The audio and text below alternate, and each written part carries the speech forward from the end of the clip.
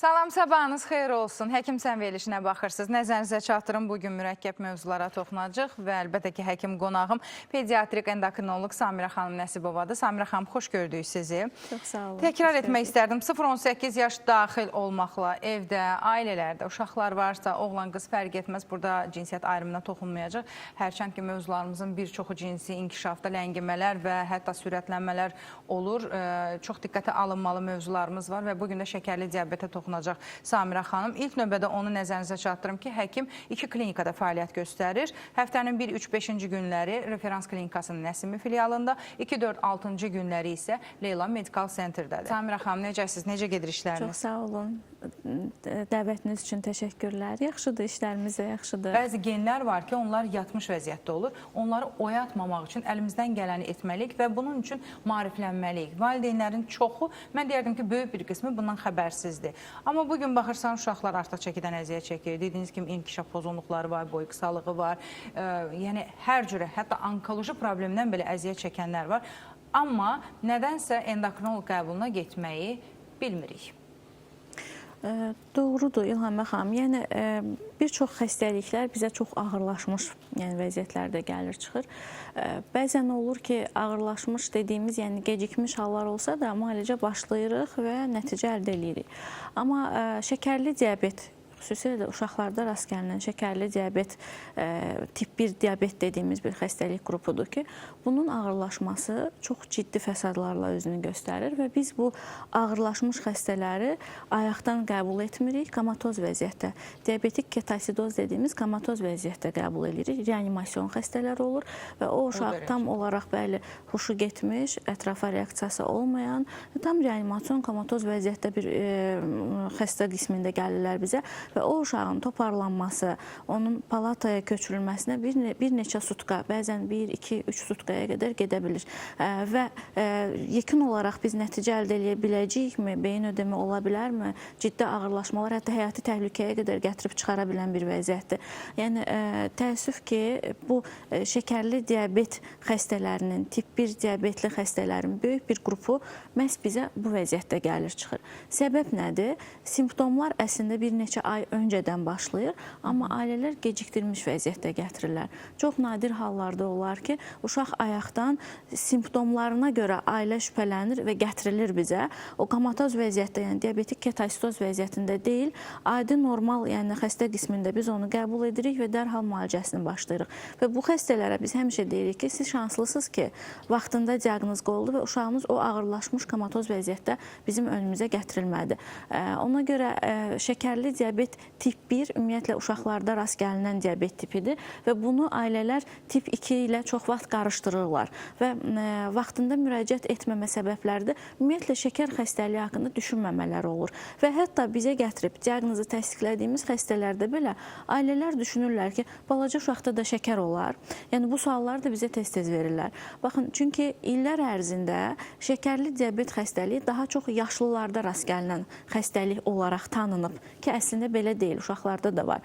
Sadəcə olaraq bəlli bir yaş dövründən sonra, orta yaş dövründən sonra bir sıra metabolik xəstəliklərin artıq o böhranı dövründə yanaşı olaraq bəli, şəkər mübadiləsində də pozulma başlayır və mərhələli şəkildə tip 2 diabetə gətirib çıxarır. Və insanların da ailələrdə gördükləri, nənələrdə, babalarda rast gəlinən bu şəkər xəstəliyi dedikləri tip 2 diabetdir ki, hansı ki, tabletlərlə, həblərlə idarə olunur, bəlli bir yaş dövründən sonra olur, genetikaya bağlı olur, ailədə mütləq şəkildə kimdəsə olur və genetik olaraq ötürülür.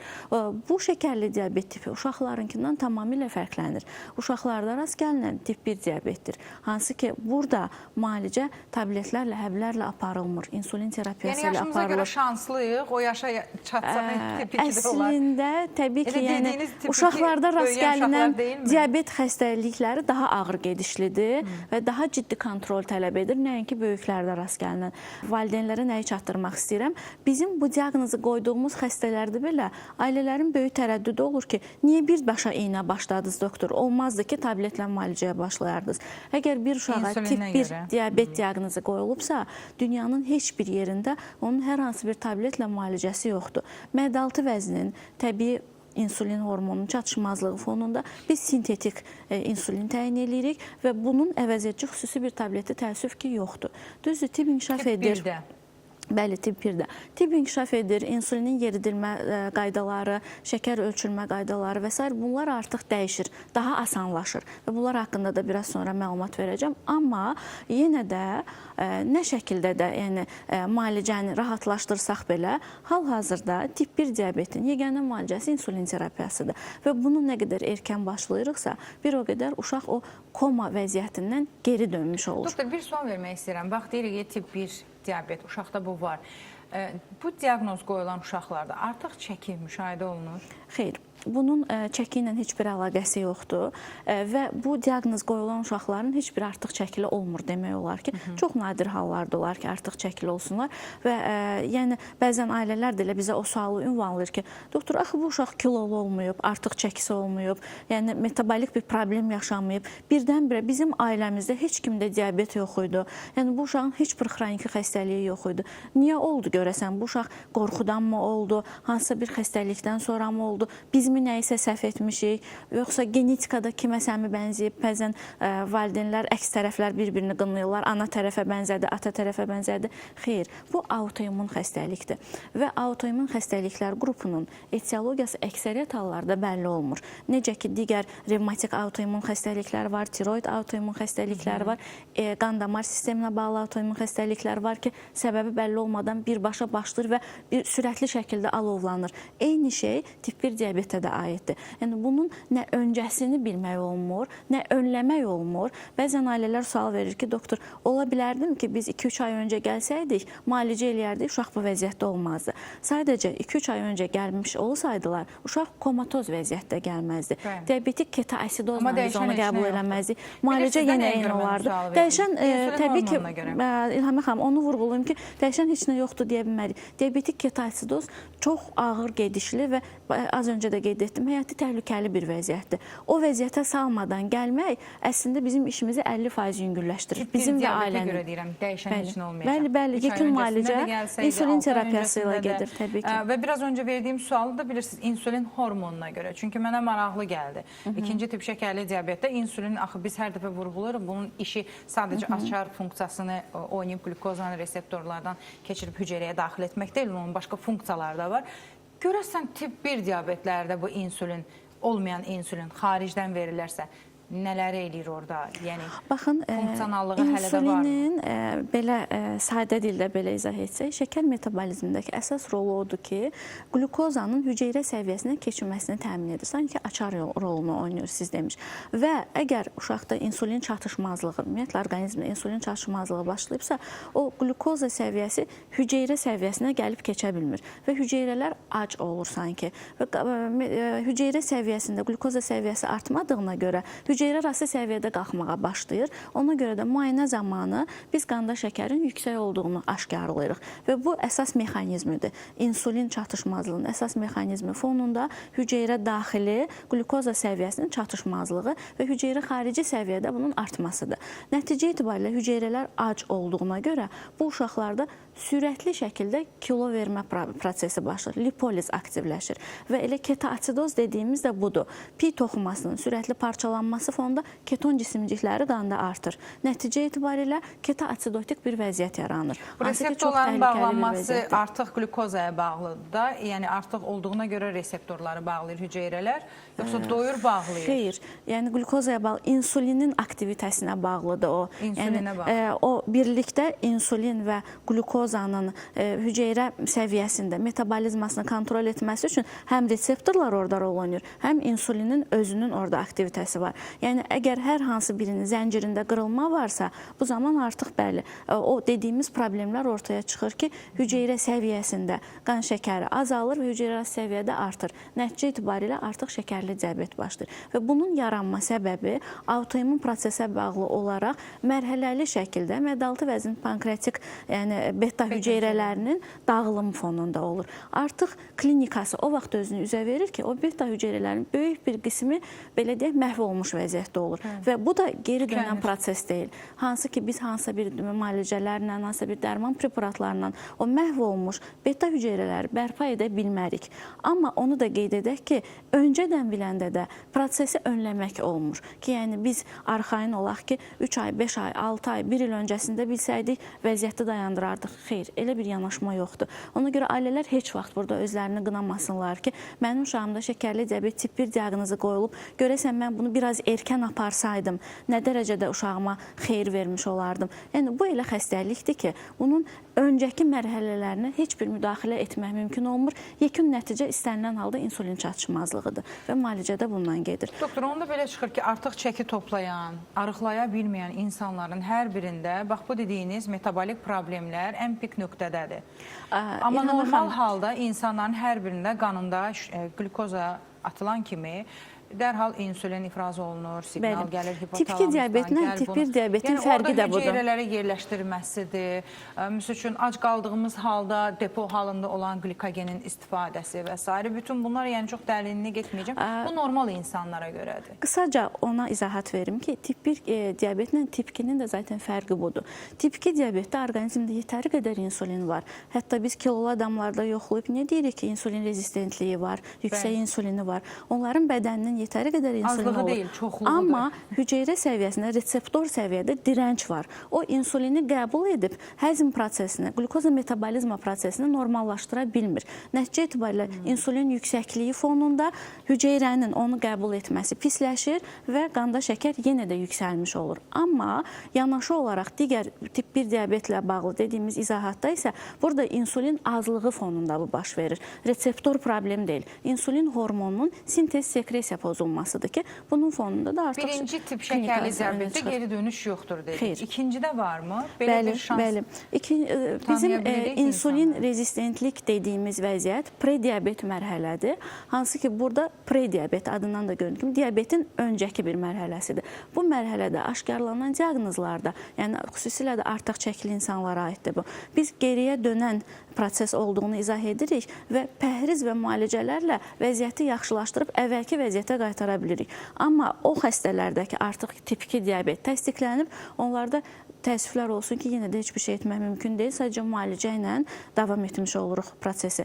Bir də onu qeyd edeyim ki, çox suallar bizə ünvanlanır. Doktor, hansı şəkər səviyyələri şəkərli diabeti təsdiqləyir? Yəni, qanda şəkər neçə olmalıdır? Çünki belə hallar tez-tez olur ki, ailədə kimdəsə diabet xəstəsi var, yəni nənə, baba, yəni yaşlı insanlarda və ailə sadəcə maraq üçün uşağının qan şəkərini ölçür, glukometr vasitəsilə və orada şəkərin 160-170 olduğunu görür. Amma günün saatını, aclıq və ya toxluq vəziyyətini nəzərə almır. Və böyük bir ajataj içində bizə müraciət edirlər ki, uşağın şəkəri var, doktor şəkəri yüksəkdir.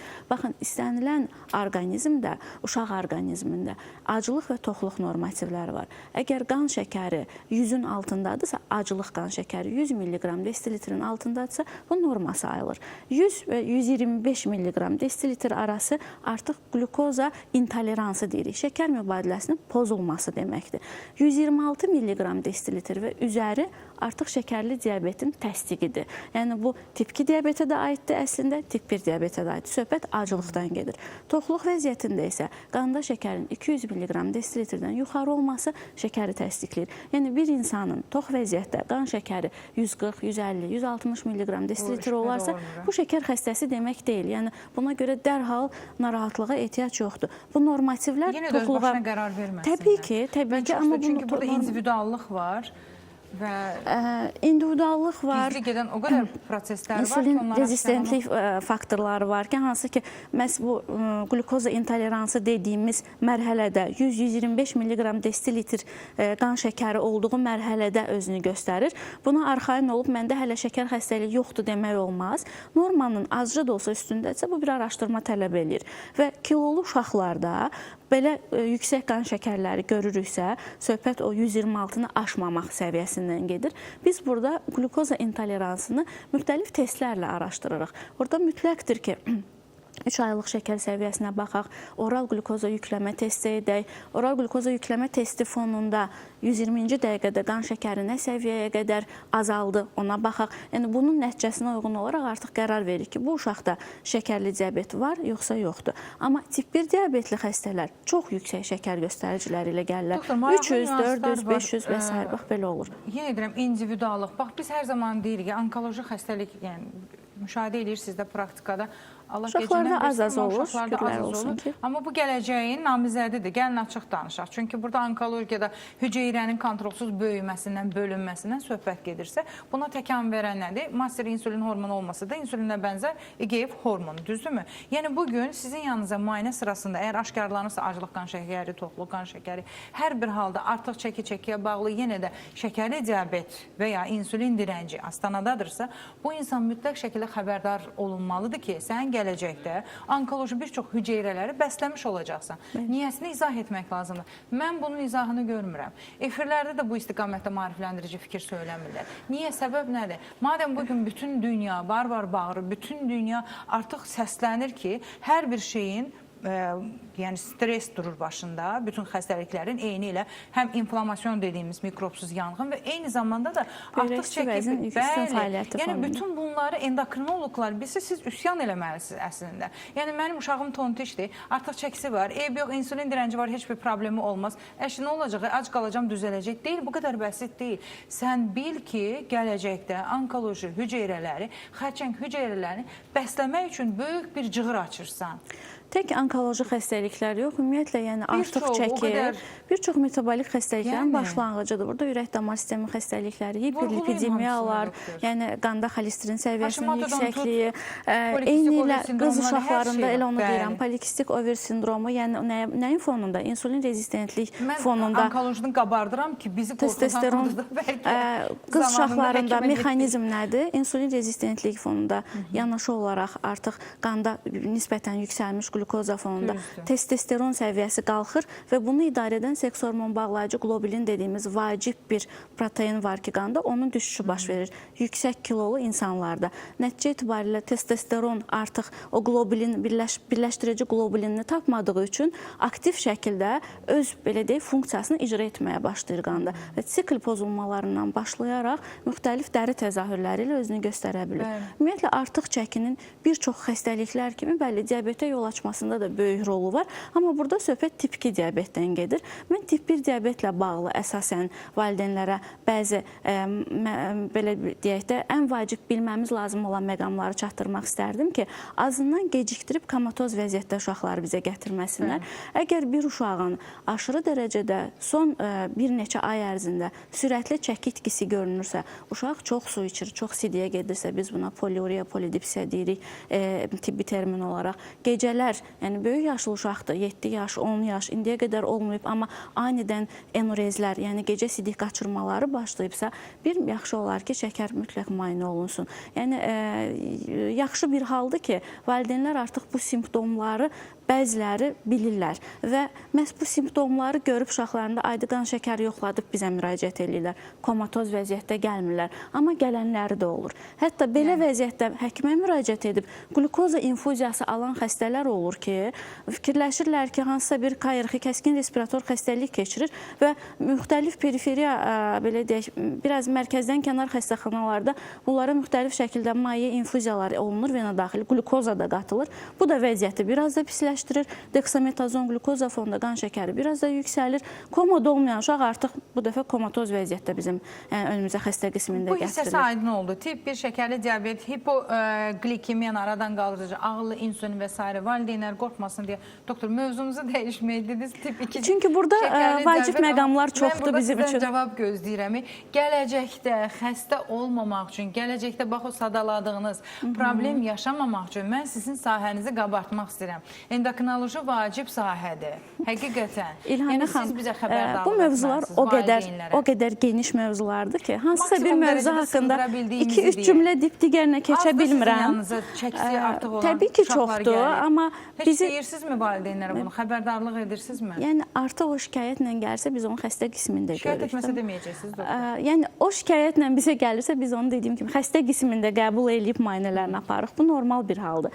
Mənim haqqında bayaq danışdığım xəstəlik həyati təhlükə yaradan bir xəstəlik olduğuna görə onun simptomlarını daha çox önə qabartdım ki, yəni valideynlər çox diqqətli olsunlar. Belə simptom olan uşaqlarını görəndə vaxtında müraciət etsinlər ki, uşaq ağırlaşma ilə gəlməsin. O ki, qaldı kilolu uşaqlara. Bəli, kilolu uşaqların belə deyək, cəmiyyətdə hal-hazırda statistikası getdikcə artır. Bu fiziki aktivliyin azalması, dərs yükünün həddən artıq çoxalması, bunu anamnez toplayanda ailələrdən görürük. Hazır qidalara daha çox üstünlük verilməsi, yəni enerji itkisinin azalması fonunda çox rast gəlinir. Və bu uşaqları bəli ailələr şirin görüntü olduğuna görə çox vaxt xəstə olaraq qəbul etmirlər. Amma araşdıran zaman qız uşaqlarında az əvvəl qeyd etdiyimiz kimi, yəni yumurtalıqların funksiyasını baskılayacaq proseslər aktivləşir. Oğlan uşaqlarında cinsiyyət orqanının inkişafını baskılayacaq proseslər aktivləşir. Yanaşı olaraq vaxt keçdikcə, uzun müddət keçdikcə bunların qan damar sistemi xəstəlikləri meydana gəlməyə başlayır, qan yağları artmağa başlayır. Ən pisi də az əvvəl siz də qeyd etdiniz, yəni hüceyrənin normal apoptozisinin baş verməməsi fonunda artıq onkoloji xəstəliklərin bir sıra elmi tədqiqatlar göstərir ki, ciddi obezitələr, yəni ciddi piylənmələr onkoloji xəstəliklərin yaranmasında, etiologiyasında artıq daha qabarıq şəklində yer almaqdadır. Bunu artıq bir sıra elmi tədqiqatlar da sübut edibdir. Amma biz yəni kilolu uşaq görəndə belə deyək də, yəni ailələr bunu deyək ki, yəni xəstə olaraq qəbul etmirlər. Amma heç onların pediatrları da bunu etmirlər axı. Bir endokrin baxış istəmirlər, təəssüflər olsun ki. Düşünürlər ki, bu kilo bu uşaq üçün biraz artıqdır. Biz ailəyə başa salaq ki, yüngül bir pəhrizə otuzdurun, biraz fiziki aktivliyini artırın, düzələcək. Amma bəzən olur ki, bu kilonun altında altda yatan ciddi hormonal problemlər olur ki, bu bizim gözümüzdən qaça bilir. Yəni daha doğrusu ailələrin və yaxud da pediatrların gözündən qaça bilir. Ona görə belə uşağı olan ailələrin belə yaxşı olar ki, vaxt aşırı bir endokrin konsultasiyasından uşaqlarını keçirmələri yəni çox gözəl olardı belə deyək. Çünki tək pediatrlar bəzən buna qərar verə bilmirlər və yanlış qərarlar verirlər o uşaqlar haqqında. Mən sizlə əvvəlki verilişlərdə, yəni bu mövzuda danışmışam, amma kilolu uşaqlar üçün, xüsusilə oğlan uşaqlar üçün bizim ən yaralı nöqtəmiz belə deyək, cinsiyyət orqanının inkişafının problemidir ki, hansı ki artıq çəkili oğlan uşaqlarında bir mənalı ən birinci bizi narahat edən məsələ onların cinsiyyət orqanının, xarici cinsiyyət orqanının inkişafının baskılanmasıdır. Hətta testislərinin belə pi toxumasının artması fonunda, kremasiya refleksinin artması fonunda yuxarıya doğru getməsi, torbada olmaması, gələcəkdə onların funksionallığını bir mənalı azaldır. Ona görə kök uşağı, xüsusilə oğlan uşağı olan ailələr yeniyetmə dövrünə qədər uşaqlarını bu artıq çəkinin, piylənmənin səbəbi yönünü araşdırmaq üçün endokrin konsultasiya aparmaları vacibdir. Doktor, hər şey sizdən başlayır, siz həkimlərdən. Yəni bizə də gəlib hamısı çıxmır axı İlhamə xanım. Yəni biz dar sahəyik. Biz dar sahəyik. Yox, heç bir dar sahə deyil. Yox, baxın, indiyə qədər niyə harada sizdə terapevtik müalicələr, hər tərəfli radioloji analizlər və hamısı hər tərəfli baxmayaraq endokrinoloji düzdür, dar sahədir, amma orada bütün tibbin sahələrinə siz toxunursunuz. Çox az statistik ailə statistikası gətirə bilərik ki, biz harada eşitmişsiniz ki, heç bir problem olmadan uşağı direkt hansısa bir dar ixtisas həkiminə aparsınlar. Mən gec-tez ona nail olacağım. Düşünürlər ki, ancaq pediatr kontrolü, gec-tez hətta illərlə pediatr kontrolü olmayan xəstələr olur. Əgər xərci, bax, hamı indi bu dəqiqə istərsəməz tibbi biliyi olan insanı görəndə soruşur. Xərçəngin səbəbi nədir? Necə mən izah eləyim bunu? Və ya nə qədər vaxt lazımdır ki, mən bunun izahını sənə verim? Çünki hər insanda individualdır bu. Amma təməl, əgər bilgi əldə etmək istəyirsənsə, o zaman orqanizmə zərərli nə varsa, insan bədəni maşın benzinlə işlədiyi kimi bizə enerji ilə işləyir. Enerji sərf etməlidir. Və bu enerjinin artıqlığı bədənin artıq zərərinə, orqan toxumaların ziyanına işləyir. Orada hormonlar nə iş görürsə, onu tək-tək durub sadalasaq, bizə efir buna yetməyəcək. Yəni, hər bir şeyin təməlində artıq çəki, piylənmə, insulin dayanır. Valideynlər bugün uşağım ay kökdür, şirindir, mənə belə xoşdur deyib oturacaqsa, yəni bilsinlər ki, elə birinci təməlini bətin daxili inkişaf dövründə atıb, ikinci uşaq dünyaya gələndən sonra nəzarəti axsadır. Üçüncü də gələcəkdə bir xəstə insan yetişdirmiş olur. Hə, sabah gəlib xərçənglə qarşılaşanda, məmə kanseri olanda, yumurtalıqda və ya hətta sikl pozğunluğu və fərq etməz nə olursa olsun, bir problem yaşayanda oturub sual veririk. Bizdə nəsildə kimdə var idi bu? Demirik, atamız, anamız diqqətsiz olub. Həkimə aparmayıb, aparıbsa da bilgi almayıb. Bir də insanların qorxusu görəsən kimdə var idi, məndə də var. Onlar fikirləşirlər ki, endokrin konsultasiyaya gedəndə mütləqdir ki, onların uşağına hormonal bir dərman təyin olunacaq. Və insanların arasında hormon sözünə xüsusi bir qorxu var. Bu qorxunu yenə bilmirik. Yəni, hər bir hormonal preparat illa da kilo kontrolünü daha da pisləşdirəcək deyə bir şey yoxdur. Və ya adicə xəstələrə boy hormonu təyin edirik. Gəlirlər geri dönüşlərində ki, doktor, biz istəmirik, biz uşağımıza hormon vurmaq istəmirik. O kökəldər onu. Nədir hormon? Sual verirsiniz ona. Orqanizmə xeyrindən çox zərəri ola biləcək düşüncəsi ilə yanaşırlar. Ona görə də müraciətlər daha azdır təbii ki. Amma yəni, hətta hər artıq çəkili uşağa belə biz dərman təyin etmirik ki, onun da xüsusi yaş normativləri var. Misal üçün, insulin dirənci olan xəstəyə belə 10 yaş altında heç bir dünya protokolunda metformin təyin edilməz. Yəni, bu uşaqlarda ilkin seçim, belə deyək, müalicə taktikası pəhrizdir. Uşaq dietologu tərəfindən, bizim yaxşı uşaq dietologumuz da var, uşaq dietologu tərəfindən pəhriz təyin edilir. Yəni, individual yanaşılır xəstəyə. Yəni, mütləq deyil ki, sən endokrinologun otağına girəcəksənsə, oradan hormon dərmanı yazılmadan çıxmayacaqsan. Təbii ki, yanlışdır. Amma endokrinologun otağına gələcəksənsə, uşağının hormonal statusu ətraflı şəkildə araşdırılacaq. Bəzən bizə, yəni ürəyim doludur bu mövzu ilə bağlı, ona görə bir mövzunu qoyub bəlkə də kənara çıxıram. Bəzən bizə başqa bir şikayətlə gəlirlər. Misal üçün, cinsi inkişaf problemi ilə gəlirlər. Palpasiya eləyəndə tiroidi xoşuma gəlmir uşağın. Palpator görürəm ki, konsistensiyası normal deyil və UZ-yə göndərirəm. Ultrasəs müayinəsi zamanı bəlli olur ki, tiroid xəstəliyi var.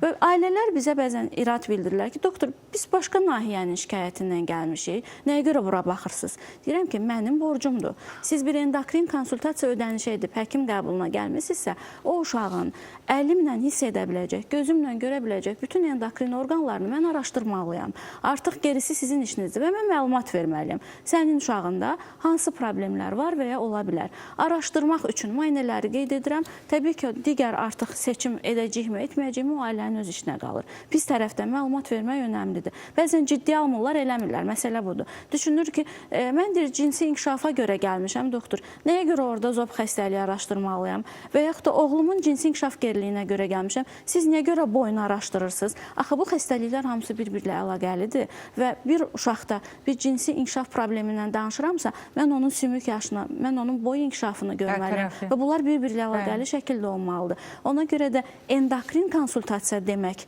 orqanizmin gözlə görünən, əllə hiss oluna bilən bütün endokrin orqanlarının bir mənalı şəkildə araşdırılması deməkdir. O sizin uşağınıza yalnız xeyir verə bilər, zərər verə bilməz. Nə qədər ki, nəfsimizi tərbiyə etməyəcək, nə qədər ki, bilgi, xüsusilə də tibbi bilik əldə etməyəcək, nə qədər ki, qida mədəniyyətini öyrənməyəcək, eyni ilə həyat tərzini dəyişmədən hərəkətsiz həyata üstünlük verəcək, bir o qədər dövlət proqramları da artacaq. Xəstələrində sayı artacaq, xəstəliklər də başalıb gedəcək, bunun qarşısını heç kəs ala bilməyəcək. Və bu kəliməmi çox ciddi şəkildə burada demək istəyirəm, bu cümləni. Çox ciddi, həyəcan təbili çalınmalıdır. Yəni, mən bugün xəstəyəm, gəlim, müayinə sırasında həkim mənim xəstə olduğumu deməklə nə dəyişəcək? Mən xəstə olmadan həkimə getməliyəm əslində. Həkim anlayışını biraz başqa cürə tanıtmalıyıq, insanlara sevdirməliyik. Profilaktik gəlim, baxsın həkim, endokrinoloq da öz sahəsinə uyğun olaraq mənim az yaşlı, 0-18 yaş balamın müayinələrini eləsin və mənə xəbərdarlıq etsin ki, bu gələcəkdə xəstə olmaması üçün nə etməlidir, hansı addımları atmalıdır. Yoxsa uşaqda şəkər var, uşaqda bu var, o artıq xəstədir, artıq bu möhürləndi, bunun ikinci adı var üzərində. Mən istəmirəm cəmiyyətdə problemlər çoxalsın. Mən ona görə hər zaman deyirəm ki, heç olmasa həftədə bir dəfə, 2 dəfə fikriniz, diqqətiniz həkimlərdə olsun. Həkimsən verilişində olsun. Tibbi biliklər əldə Sizin edin. kimi tibbi biliklər verən verilişlərimiz də çox deyil. İnşallah ki, çoxalar. Maarifləndirici verilişlər də Yəni çox bu deyil. bilirsiniz, bu həvəslə olan bir şey deyil. İnsanda bu sahəyə sevgi olmalıdır, böyük bir istək olmalıdır ki, sadəcə özünü yox, ətrafda olan insanları da sevməlisən. Səndə o mərhəmət hissi olmadığı təqdirdə istədiyin qədər tibbi verilişdə, kompüter arxasında, həkim qarşısında əyləş, faydalı ola Bu bilməyəcəksən. verilişləri idarə edən aparıcıların özündə yetəri qədər tibbi bilgisi nə qədər çox olarsa, bir o qədər yaxşıdır. Siz həkimlərə xəstəliklərlə məsələdir. bağlı o qədər maraqlı və belə deyək, o məsələnin ən qəliz yerlərindən suallar ünvanlayırsınız ki, biz artıq o suallarınız əsasında o xəstəliklə bağlı geniş bilgi vermiş oluruq auditoriya üçün, bizə baxan insanlar üçün. Ona görə siz sağ olun və sizin kimi tək aparıcılarımızın sayı çoxalsın. Təşəkkür edirəm, minnətdaram. Xoş Siz də oldu sağ olun. sizinlə söhbət. Bir daha xatırladım, pediatrik endokrinoloq Samirə xanım Nəsibova studiyamızın həkim qonağı idi. Həkimlə əlaqə yaratmaq istəyənlər varsa, həftənin 1-3-5-ci günləri referans klinikasının Nəsimi filialında, 2-4-6-cı günləri isə Leyla Medical Centerdə qəbula yazıla bilər. Minnətdaram gəldiyinizə görə. Siz sağ Qısa olun, aradan sonra dəvətiniz üçün. yenidən qarşınızdayıq.